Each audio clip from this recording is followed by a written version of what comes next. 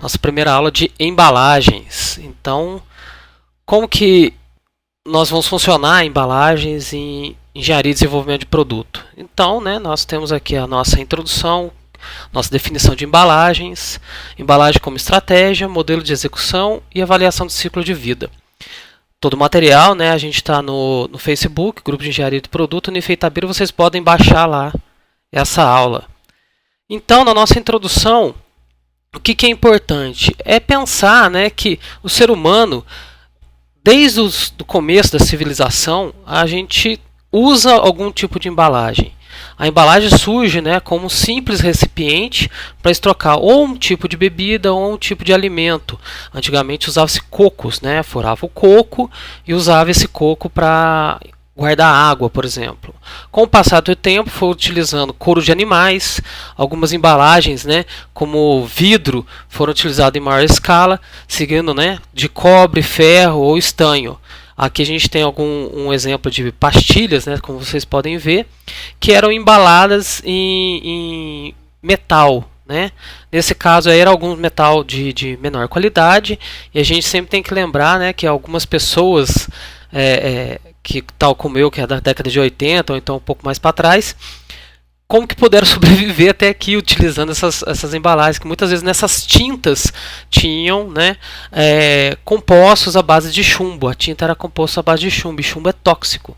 Então a gente pode dar uma agradecida, que a engenharia do produto e o desenvolvimento de embalagens conseguiu contribuir até hoje para para a formação dessas embalagens um pouco mais, vamos dizer assim, com qualidade, preservando o alimento, preservando a saúde do usuário.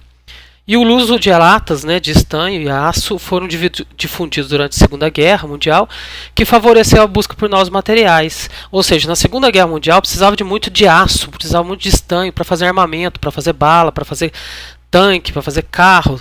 E aí houve a necessidade, como eu sempre digo para vocês, a evolução do produto sempre vai de acordo com uma necessidade. E a necessidade, no caso, foi o alumínio, tal como a gente pode ver as embalagens de alumínio hoje em dia. Então, continuando, alguns dados legais para a gente ver a embalagem como o quinto elemento do mix de marketing, dada a sua relevância. Então, hoje, no marketing, você pode avaliar que a embalagem é algo muito importante, porque o primeiro contato que é feito do cliente com o produto é através da embalagem. Consumidores, eles vão reagir a esses estímulos e passam a interagir melhor com o produto mediante uma embalagem que capta a essência da necessidade do cliente. O cliente consegue perceber o valor dessa embalagem e isso comporta, transporta esse valor para o produto. E alguns produtos trazem alguns benefícios adicionais aos consumidores, algumas embalagens, como por exemplo, ergonomia, facilidade de uso, facilidade de manuseio, conservação do alimento e até mesmo estética. Você pode reaproveitar essa embalagem, como a gente pode ver nessas garrafinhas aqui do lado, que você pode usar elas para decoração de alguma forma. E que 60% do volume total de embalagens destina-se a produtos alimentícios. Então o estudo de embalagens ele é bastante voltado para o setor alimentício, porque envolve conservação do alimento, alguns alimentos ajudam na velocidade de cozimento, de cocção desse alimento. Eu já falei várias vezes para os meus alunos, quando você compra aquele hot pocket de pizza, hot pocket de hambúrguer, um sanduíche, ele pede para não tirar uma embalagem plástica que tem lá dentro. Aquela embalagem plástica fininha, ela ajuda no cozimento do alimento. Alguns outros produtos, como temperos, alguns temperos prontos para determinadas carnes, eles pedem para você comprar um plástico filme. Você coloca a carne, coloca o tempero, fecha o plástico filme. Esse plástico filme é um tipo de embalagem utilizada para ajudar na cocção do alimento. As embalagens também ajudam na conservação dos alimentos. Alguns alimentos embalados a vácuo, por exemplo, tem um prazo de validade extremamente alto e adaptabilidade a diversas necessidades. Hoje em dia nós vamos perceber que muitas embalagens são feitas para pessoas solteiras. Então a gente percebe o aumento de pessoas solteiras e que não vão comprar uma quantidade muito grande porque não tem família, moram sozinhos ou precisam dessa praticidade da correria do dia a dia. E nessa praticidade, aí eles fazem embalagens menores. Por exemplo, um pedaço, que nem eu falei do Hot Pocket, um pedaço de pizza, ou então uma saladinha pronta numa embalagem pequena, outra embalagem com algum alimento pronto para ir no micro-ondas, né? E cada vez mais novos requisitos de clientes, no sentido de assegurar, né, a vida desse produto na prateleira, são, né, transportados para esses produtos. O que é vida de prateleira? É o produto, desde a hora que ele é fabricado, ele é transportado até chegar na prateleira para o cliente, e chegando na prateleira, quanto tempo esse produto vai durar até chegar na mão do cliente, né? Nós temos também um dado, ele não é muito atualizado, mas é bastante importante, que a Associação Brasileira de Embalagens, a ABRE, 2008, né, calcula que aproximadamente 22 bilhões de reais são correspondentes a embalagens no setor de alimentos.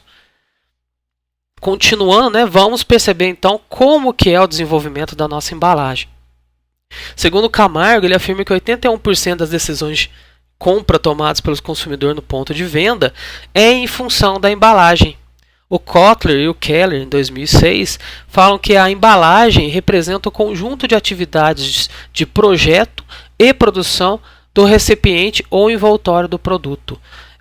Alguns autores ainda afirmam que você pode aplicar todo o desenvolvimento de produto, todo o processo de desenvolvimento de produto para o desenvolvimento de embalagem, que a embalagem por si só ela já é um tipo de produto além. Então, da mesma forma como nós vimos em engenharia do produto 1, que um produto ele é desenvolvido de acordo com o modelo de referência, né, que auxilia o processo, né, de desenvolvimento de produto, você pode aplicar esse desenvolvimento voltado para embalagens também. Podem incluir também, né, até 3 níveis de materiais. A embalagem primária, que envolve o produto diretamente, que nem eu falei, alguns produtos eles já vêm com uma embalagem interna que vai em contato direto com ele. A embalagem secundária, que acondiciona, né, esse produto com a embalagem primária. Por exemplo, uma caixa, você vai comprar um produto eletrônico, né, por exemplo, um celular ou então um mouse. Você vê que ele vem numa embalagem primária, que é aquilo que vai diretamente com contato com ele, protegendo a superfície dele, e depois vem a caixa, que é a embalagem secundária, que vai acondicionar todo outro tipo de material, como por exemplo, brinde, manual de instrução, certificado de garantia. Essa é a embalagem secundária. A embalagem de remessa visa atender também e adequar as condições de logística do produto. Outros autores, no entanto, afirmam que podem haver até um quarto e um quinto nível de embalagem quaternária e embalagem, né, que a gente fala que é a embalagem de remessa de longa distância. Então, algumas proteções a mais. Por exemplo, você vai exportar o produto da China para o Brasil. Então, vem o produto que tem as três, né, embalagem primária, secundária e de remessa. E depois você tem uma embalagem que pode ser, por exemplo, um pequeno container plástico que vai dentro de um container grande no navio. Então a gente pode pegar a quarta e a quinta camada dessa embalagem, uma embalagem de remessa de longa distância. Seguindo ainda, né, as principais funções, segundo Limeira, 2006, é proteger o produto e preservar sua qualidade, né, durante a vida útil. Eu até coloquei, né, que do setor alimentício, se você for ver algumas embalagens, né, que contém molhos, alguns produtos líquidos, elas têm por fora uma embalagem plástica, mas por dentro ela tem um pequeno filme metálico reflexivo. Aquilo lá é para conservar, né, o alimento, as suas características lá dentro, inibir a ação de alguns tipos de bactérias e também preservar contra a luz. A gente pode ver, por exemplo, cerveja, alguns tipos de cerveja e vinhos, azeite. O material feito do vidro ele é um pouco escuro para preservar a luz, que a luz ela aciona, vamos dizer assim, o desenvolvimento de certas bactérias, certos micro-organismos e que ajuda, né, a perecer esse tipo de alimento.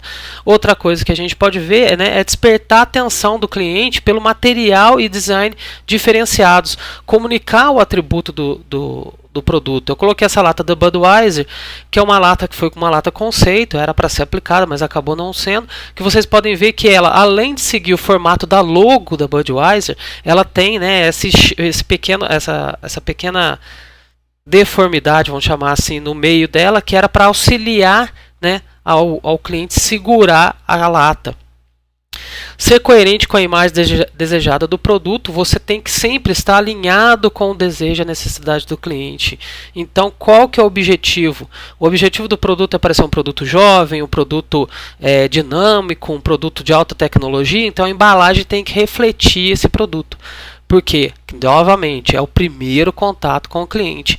E também, né, atender a requisitos legais. Existe uma legislação apropriada para embalagens, embalagens de remédios, embalagens de produtos de beleza, embalagens de produto alimentício. Todas elas têm uma legislação adequada e precisam ser certificadas para quê? Para condicionar esses produtos, principalmente produtos de saúde e produtos perecíveis, né, de alimentos perecíveis. Continuando, né, acrescenta ainda outras 3 importantes funções. Fornecer orientação sobre a armazenagem do produto em casa. Por exemplo, embalagem de remédio, vem lá, acondicionar longe, né, do calor, acondicionar longe da luz, acondicionar longe de crianças. Azeite, acondicionar em local apropriado, né, longe de calor. Fornecer informação sobre o consumo do produto. Agora, por lei, todas as embalagens têm que ter a descrição dos componentes, valor calórico, né, quantidade de miligrama de sal, de outros minerais, vitaminas, carboidratos e por aí vai. Fornecer também, né, informações sobre o descarte do produto e da embalagem. Que tipo? É metal? É um produto de lixo úmido que a gente fala, né? Não chega a ser orgânico, mas a gente fala que pode ter algum tipo de material que pode ser um lixo úmido, então ele tem que ser certa separação. Vidro, plástico e por aí vai. O descarte tem que estar também orientado na embalagem. Embalagem como estratégia. Desde o começo da nossa aula até agora, eu tenho falado para vocês que o primeiro contato do cliente é com a embalagem. Então, muitas vezes a embalagem ela tem um fator extremamente importante como estratégia, né? Como parte do produto para que consiga atingir fatores para o fortalecimento da marca. Então, ela tem que estar presente em todo o processo da cadeia logística. Como é isso? Apresentar características que contribuam para a cadeia logística, ou esse acréscimo de valor, essa percepção de valor do cliente, porque ela vai ajudar no posicionamento da marca na mente do cliente. Já comentei com vocês em Engenharia do Produto 1 que esse posicionamento é como que a marca se comporta na vista, né, na mente do cliente. Porque a gente tem o market share, que é a fatia de mercado, né, que é a fatia de como você atinge o cliente no ponto de compra, mas também a gente tem o market mind, como que é aquele primeiro produto que você responde quando você pergunta, por exemplo, refrigerante, né? Muitas vezes as pessoas respondem de logo pronto Coca-Cola, né? Se você perguntar para mim carro, para mim é Chevrolet, eu gosto dessa marca e por aí vai. Então o posicionamento é fortalecer na mente do cliente essa marca. Também serve como comunicação direta e intensa com clientes e com consumidores, porque você faz uma comunicação, você pode falar, né, a Coca-Cola Zero, agora ela está com uma propaganda muito forte de sabor e 0 caloria, então ela está tentando tirar aquela visão, né, de um produto que não é saudável e tentar colocar mais para o cliente um posicionamento de um produto que não traz malefício à saúde. Facilita também a identificação do produto e fornece, né, suas informações mais detalhadas, porque a embalagem você vai bater o olho e vai saber que é Coca-Cola, você vai bater o olho, vai saber que é Guaraná, você vai bater o olho, vai saber que é uma marca específica de cerveja e auxilia, né, as informações e o uso do produto, porque você tem as informações que você precisa lá e cria e fortalece o que? Uma imagem forte, né? Uma imagem, uma comunicação com o cliente, que o cliente começa a confiar naquela marca. Então, se vocês têm alguma marca preferida, tenta observar, abstrair um pouco como que funciona a embalagem dele. Se a embalagem dele tem uma comunicação interessante, que vai trazer para vocês essa informação, esse valor que a gente tem comentado. Em seguida, né, vai permitir o fracionamento desejado dos objetivos traçados. Eu sempre falo muito de produtos farmacêuticos, né, remédio. Alguns remédios eles precisam ser fracionados. Então, na embalagem dele, quando você pega, já tem lá destacado a quantidade de comprimidos que você pode utilizar naquele dia. Então, de acordo com eu preciso usar 3 vezes ao dia, você consegue destacar 3 e não precisa levar a caixa toda, a embalagem toda, você só leva a quantidade que você tem, que você precisa. Contribui para a popularização do produto, ou seja, você consegue tornar fracionado, então você não precisa comprar. A gente vê isso muito em refrigerante, cerveja, que tem lá 3 litros, 2 litros e meio, 2 litros, 1 litro e meio, 250, 600, 500, até aquelas coquinhas, né, aqueles refrigerantes pequenininhos. Então esse fracionamento vai o quê? De acordo com a necessidade do cliente, que ele não quer comprar, por exemplo, 500 ml, para ele não é muito. Então para ele o suficiente é o quê? 250 ml. Então ele toma aquilo lá. Esse fracionamento contribui para a popularização do produto. Auxilia no posicionamento, como eu já disse, e reposicionamento da marca e do produto. Como que é um reposicionamento? Algumas marcas, elas adquiriram, vamos dizer assim, uma má fama por algum tipo de falha que elas tiveram no passado. Então agora esse reposicionamento muda o logo, muda a imagem, muda a embalagem, muda o que? A visão do cliente daquele produto. E auxilia também no ciclo de vida desse produto, desde da fabricação, acondicionamento, proteção, até mesmo o descarte e a utilização desse produto por parte do cliente. Também contribui para o estabelecimento de preço, porque dependendo do tipo de embalagem, ela encarece o produto ou ela torna o produto um pouco mais barato.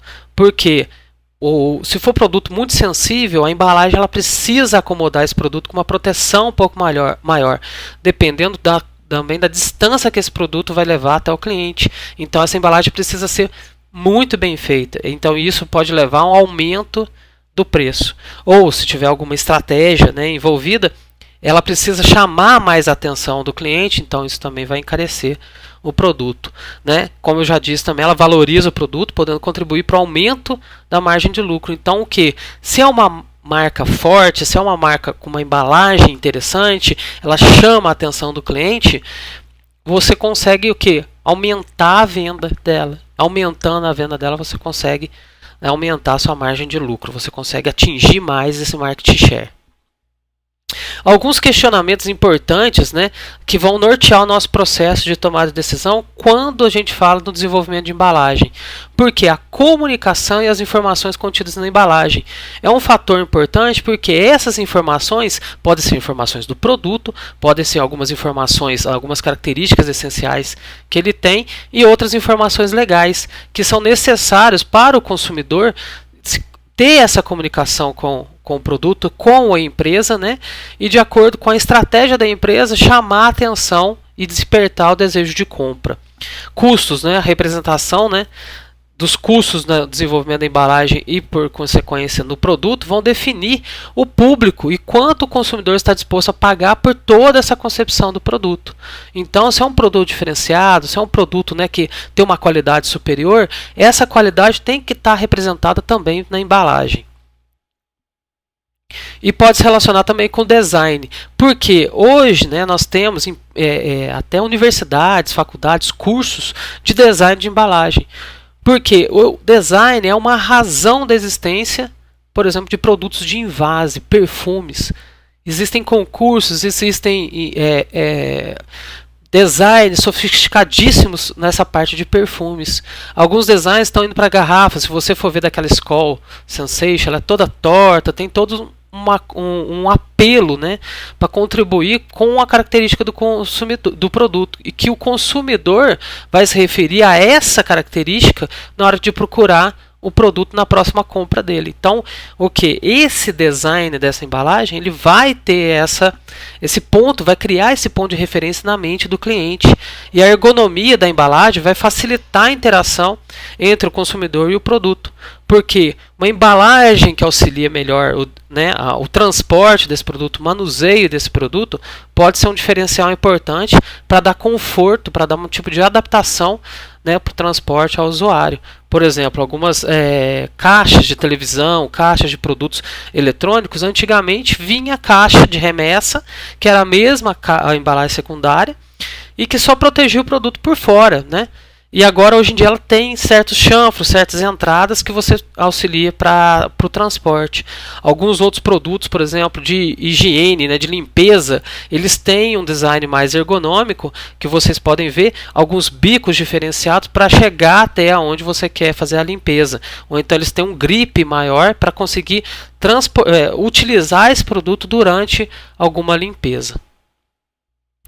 Alguma influência também social, né, se referir a status, ao envolvimento psicológico, né, e influências sociais. A pessoa já tem as suas necessidades básicas na pirâmide de Maslow satisfeitas, e ela quer um pouco de relacionamento de status, seja ela da família, da mídia, dos amigos, do trabalho. Essa embalagem, desse produto principalmente, ele vai estar relacionado com esse tipo de status. Então vai, né, ter a marca bem feita lá, vai ter o produto bem descrito, vai ter uma característica superior que vai comunicar esse status, não só do produto, mas também da aquisição desse produto.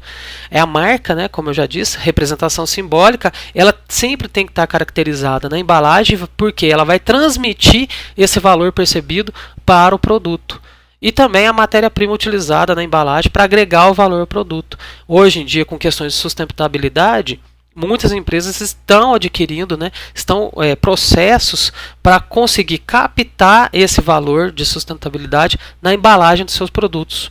Como, por exemplo, proteção ao meio ambiente, utilizando produtos recicláveis. A qualidade, a segurança e a confiabilidade dessa embalagem em relação a esse produto.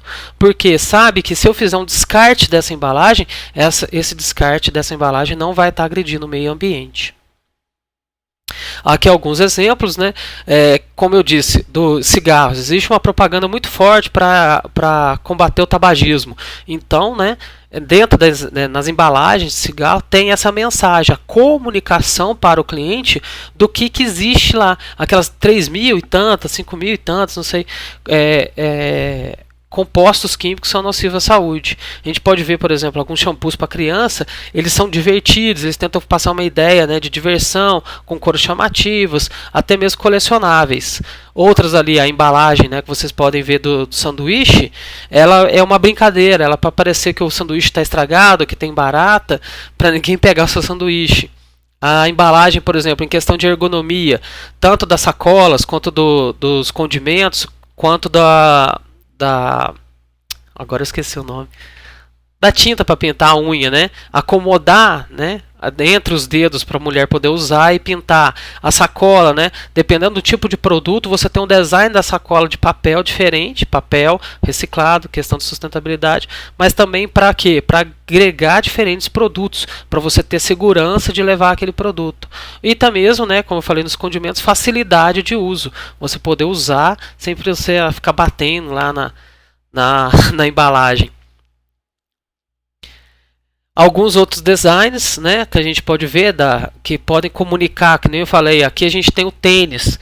O tênis, ele é acondicionado numa embalagem de reciclado de pneus, né? A comunicação, a diversão, como eu falei para vocês, algumas embalagens feitas de papel, do biscoitinho ali que parece um forninho, ali um pouco mais acima que você tem que desmontar. Para chegar no produto, você tem que desmontar uma característica meio que de brincadeira.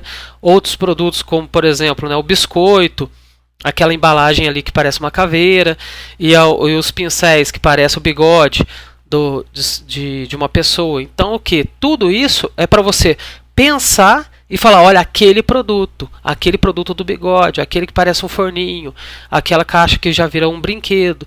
E questões ergonômicas também, como está ali, por exemplo, das garrafas de invase, né? A gente pode ter o galão. Quem já pegou um galão de água de 20 litros para colocar sabe o quanto é difícil. Algumas empresas colocaram, né, um grip ali, uma parte, para você conseguir segurar ele e auxiliar esse galão para colocar a água lá no bebedouro.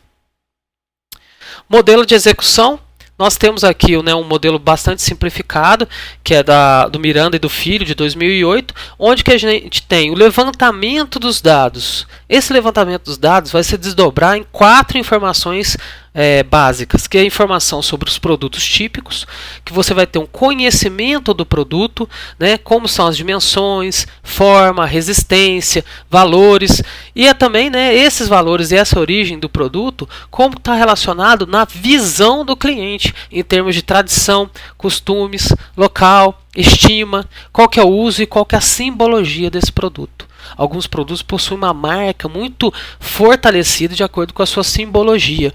Então essa simbologia é o que? É uma representação dos benefícios que esse produto traz, do valor que o cliente percebe desse produto.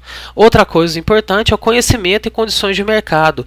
Então o que? Quais são políticas de preço? Qual é o público-alvo? Quais são os meus pontos de venda? Forma de promoção e forma de comercialização, porque dependendo do meu público-alvo, eu vou tentar trazer uma característica para minha embalagem. Dependendo do local de venda, da forma como de comercialização, eu preciso pensar em quais os níveis, né, que eu falei que pode existir até 5 níveis de embalagem, quantos desses níveis eu vou utilizar para a composição da minha embalagem. Né, o conhecimento e condições logísticas, como eu falei, movimentação, armazenagem e transporte, pode interferir na quantidade de embalagens que eu posso ter. Essa quantidade de embalagem que eu posso ter vai ter um impacto muito grande nos custos desse produto.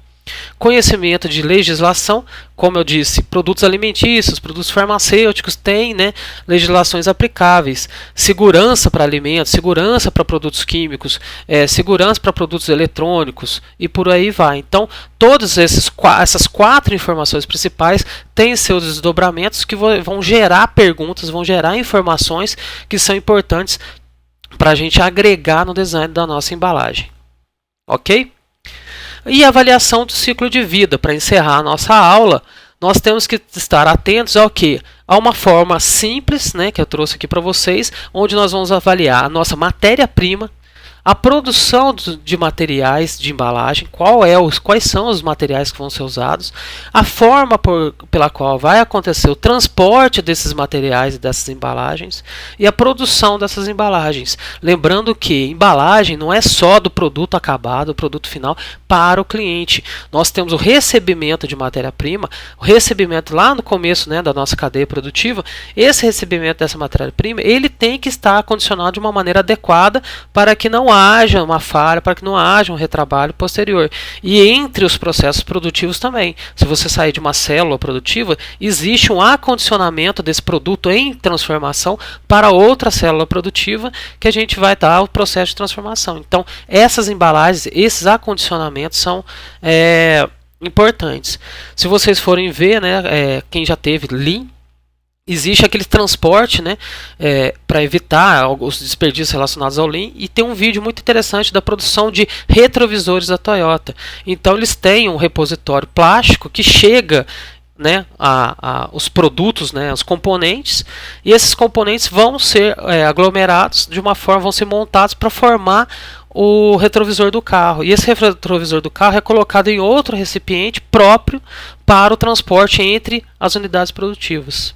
Então depois a gente passa, né, para o invase do produto ou acondicionamento do produto numa embalagem de primeiro nível, a distribuição do produto embalado e a utilização dessa embalagem desse produto. Assim que o cliente utiliza esse produto, existem os resíduos, né, da embalagem, que ele vai descartar essa embalagem, e como que vai ser o recolhimento e a triagem dessas embalagens descartadas. E aí o destino de cada embalagem, ou se vai para aterro, ou se vai para incineração, reciclagem ou reutilização. Aquela parte do ciclo de desenvolvimento de produto, que é o que? É o descarte. Então, se a gente não está falando ainda do descarte do produto, não houve a primeira devolução do produto, mas a gente tem que pensar no descarte da embalagem. Então aí já chega o que? Ao fim do ciclo de vida da embalagem. Então tem que ter, né, aquela uso, reuso, reutilização, reciclagem ou incineração, aterro e por aí vai. Aí agora a gente chega na nossa atividade, né, que vou passar para vocês, que é reunir os grupos que já foram separados e realizar um modelo de execução, aquele esqueminha das 4 grandes perguntas que são distribuídas em demais casos, e projeto de embalagens para o produto que nós selecionamos na primeira aula, e desenvolver a embalagem para o seu respectivo produto, né, Nós vamos fazer todo o projeto de melhoria do produto selecionado e cada equipe vai desenvolver a sua embalagem. Ao final do processo de melhoria, um pouco antes, né, da nossa semana de apresentações, vocês vão enviar esse protótipo devidamente embalado para o correio, pelo correio, para o campus da Unifei Itabira. E essa embalagem, né, ela tem que ser a embalagem de vocês de acordo com o modelo de execução, e essa embalagem não pode ser a própria do correio. Essa própria do correio não é contada. Então nós vamos receber um pouco antes das apresentações e vamos fazer, né, vamos desembalar esse produto e avaliar as condições dos protótipos que vão chegar para a gente. Se chegar o protótipo perfeito, a embalagem atender as características do modelo de execução, cada um aí vai ser avaliado e vai ser aferido uma nota lá. Tá ok, gente? Muito obrigado. Assistam o vídeo e eu estou aberto, né, para quaisquer sugestões para a nossa aula, ok? Obrigado. A gente fica por aqui e a aula vai ficar disponível no YouTube, no nosso canal, que é o Engenharia do Produto Unifei Itabira, e até a próxima aula, que vai ser QFD.